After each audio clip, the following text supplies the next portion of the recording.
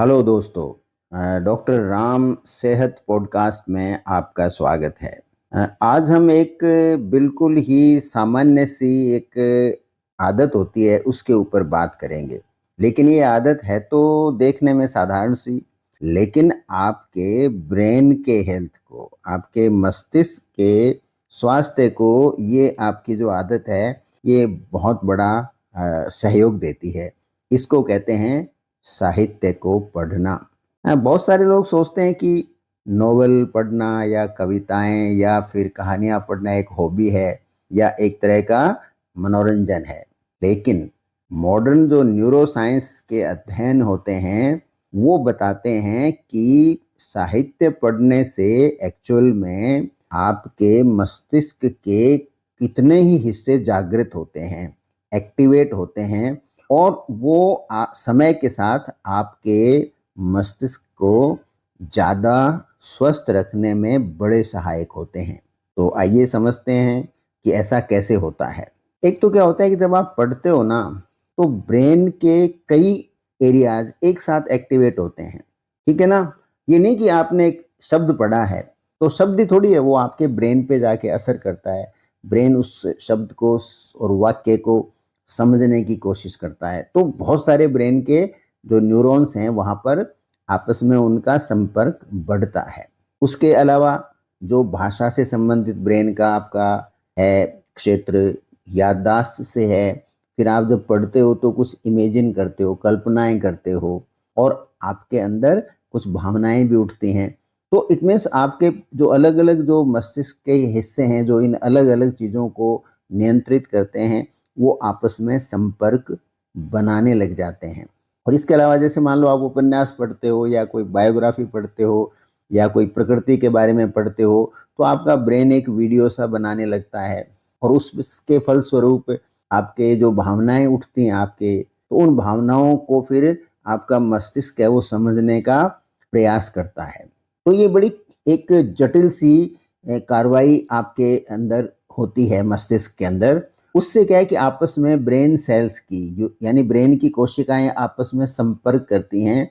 इसको कहते हैं न्यूरल कनेक्टिविटी।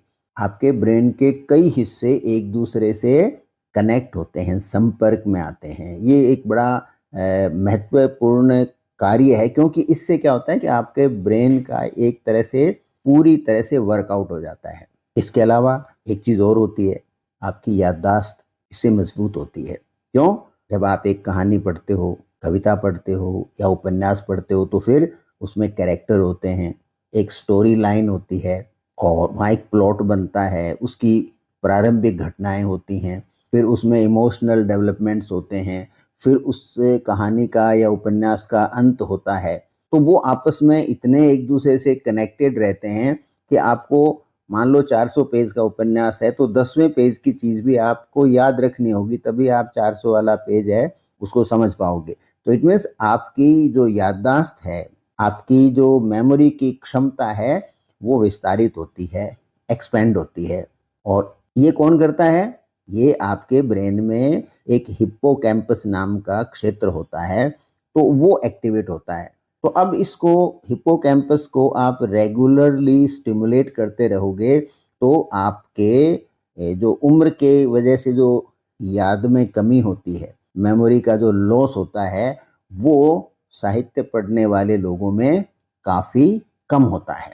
इसके अलावा क्या होता है, हमारे मस्तिष्क में एक होता है कॉग्निटिव रिजर्व, यानी संज्ञान लेने की जो हमारी क्षमता है उसका एक सुरक्षित हिस्सा हमारे मस्तिष्क में रहता है कि इमरजेंसी के अंदर उसको एक्टिवेट किया जाए।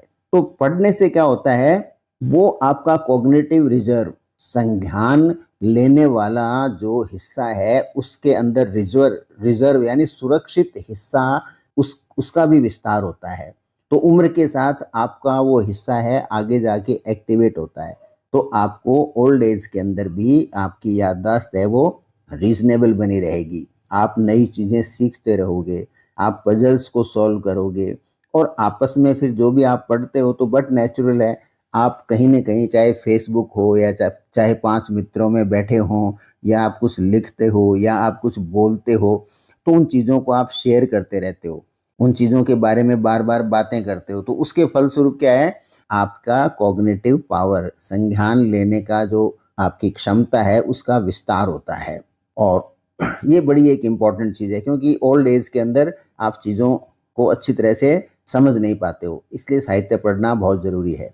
अब एक बात और आती है, वो होता है कि उम्र के साथ हमारी जो इमोशनल इंटेलिजेंस होती है वो कम हो जाती है। हमारे जो भावनात्मक, जो हमारी बुद्धिमत्ता है, हमारे भावनाओं पे जो हमारा नियंत्रण है, भावनाओं को समझने की क्षमता है, वो उम्र के साथ कमज़ोर हो जाती है। तो इस मामले में जो साहित्य होता है वो आपको विभिन्न लोगों के अनुभवों को उसमें लिखा जाता है। आप अलग अलग कल्चर्स के बारे में जानते हो, अलग अलग इमोशंस आपके सामने आते हैं, अलग अलग सामाजिक परंपराएं आपके सामने आते हैं, नए नए विचार सामने आपके आते हैं। तो यहाँ अध्ययन बताते हैं कि आप यदि उपन्यास जैसी विधा को कोई पढ़ते हैं तो आप दूसरे लोगों के भावनाओं को, दूसरे लोगों की जो जो जो निर्णय लेने की उनकी जो क्षमता है, निर्णय लेने के उनके जो बैकग्राउंड है, उन सबको आप बेहतर समझते हो। अब एक और होता है, अब मान लो आप तनाव में हो और आपके पास कुछ करने को नहीं है और आपने अचानक कोई चीज़ पढ़नी शुरू करी और वो आपके इंटरेस्ट की चीज़ है, तो आप नोट करोगे कि आप जब तक वो चीज़ पढ़ोगे और उसके कुछ बाद तक भी आपका तनाव काफ़ी कम हो जाता है। तो रीडिंग जो है वो तनाव कम करने का एक बड़ा पावरफुल टूल है हमारे पास। दूसरा क्या होता है, जब पढ़ते हो तो कंसंट्रेट करते हो, जब आप केंद्रित होते हो कोई चीज़ पे तो आपका जो स्ट्रेस हार्मोन है, तनाव पैदा करने वाला हार्मोन जैसे कोर्टिसोल वगैरह, उनका स्तर कम हो जाता है। तो 15 से 20 मिनट यदि आप अच्छी तरह से पढ़ते हो तो आपके जो मस्तिष्क में तनाव चल रहा है, भावनाओं में जो उबाल आ रहा है, वो सारा का सारा काफ़ी कुछ कम हो जाता है। और उसी की वजह से धीरे धीरे जो आपका संज्ञान लेने का या कॉग्निटिव जो डिक्लाइन होता है, संज्ञान लेने की क्षमता में जो गिरावट आती है, वो भी समय के साथ फिर कम होने लगती है।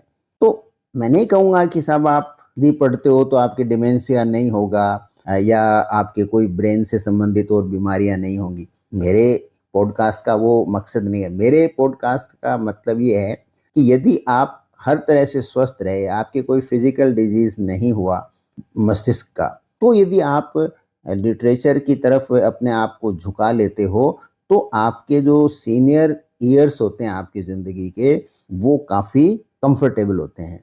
अब सवाल उठता है कि हम करें क्या, तो उसमें कुछ सजेशन मैं देना चाहूँगा। रोज़ाना कोई 20 से 30 मिनट पढ़ो आप। मैं नहीं कहता कि पूरा उपन्यास खत्म करो, आप 3-4 पेज रोज़ाना पढ़ो और अलग तरह का साहित्य पढ़ो। कभी नॉवल पढ़ लिया, कभी कोई ऐसे पढ़ लिया, लेख पढ़ लिया सिंपल, कई बार कोई बायोग्राफी, कभी कोई पोइट्री, कभी कोई हिस्ट्री का पार्ट। तो इस तरह से बदल बदल के आप चीज़ें पढ़ो। वन्य जीवन के बारे में पढ़ो, यात्रा वृत्तांत पढ़ो, तो इस तरह अलग अलग पढ़ते रहो तो आपको इंटरेस्ट भी बना रहेगा और आपका पर्सपेक्टिव है वो काफ़ी बड़ा हो जाएगा। जहाँ तक संभव हो, सिर्फ सोशल मीडिया वाली छोटी छोटी पोस्ट है ना, वो पढ़ के काम मत चलाओ, क्योंकि उसमें सूचना इतनी ज़्यादा नहीं दी जा सकती, उसकी एक लिमिटेशन होती है। वहाँ तो खाली आप अपने आप को प्रेरित कर सकते हो कि मुझे इस चीज़ के बारे में और गहराई में पढ़ना है। और दूसरा क्या है, यदि आप सोने से थोड़ा पहले और एक किताब और पिलो लेके सोते हो, आप अपना तकिया लगाया और साथ में किताब ले ली, थोड़े से बैठ करके, और आपने 15-20 मिनट कोई चीज़ को पढ़ा, तो धीरे धीरे आपकी आंखें हैं अपने आप उनमें नींद आने लग जाएगी। तो आपका जो स्लीप है ना, वो एक तो जल्दी आएगा, अच्छा आएगा और नींद में गहराई आएगी। इसके अलावा एक चीज़ और होती है पढ़ने से, जब आप पढ़ने पे आपका ध्यान केंद्रित होता है तो आपकी मांसपेशियां, हाथ की, पाँव की, गर्दन की, शोल्डर की, वो रिलैक्स हो जाती हैं। तो जिस तरह से फिजिकल एक्सरसाइज आपके मांसपेशियों को रिलैक्स करती है, उसी तरह से जो ये पढ़ने वाली जो मेंटल एक्सरसाइज है, वो भी आपकी मांसपेशियों को रिलैक्स करने में सहायक होती है। देखिए, किताब खरीदना मेरी नज़र में तो एक इन्वेस्टमेंट है, अच्छे मानसिक स्वास्थ्य का के ऊपर किया गया निवेश है। तो कभी कभी साल में 1 या 2 बार ही सही कोई अच्छी किताब खरीदिए, उसको पढ़िए। 2-3 साल बाद में आपको लगेगा कि ये आपके कोई फाइनेंशियल बर्डन नहीं है, ये आपके जीवन के जो क्वालिटी है उस क्वालिटी के अंदर इन्वेस्टमेंट है। अभी मैं इतना ही कहना चाहूँगा कि थोड़े उत्सुक रहिए, सीखते रहिए, अपने मस्तिष्क को एक्टिव रखिए। और ये कहते हुए मैं डॉक्टर राम अवतार शर्मा अब आपसे विदा लेता हूँ। अगले हफ्ते फिर किसी अलग बात पे, इंटरेस्टिंग टॉपिक पे, इसी से ब्रेन से संबंधित करेंगे। और अगले पॉडकास्ट जो जब भी आएगा तो उसके अंदर हम एक अलग विषय पे फिर कोई बात करेंगे। Thank you.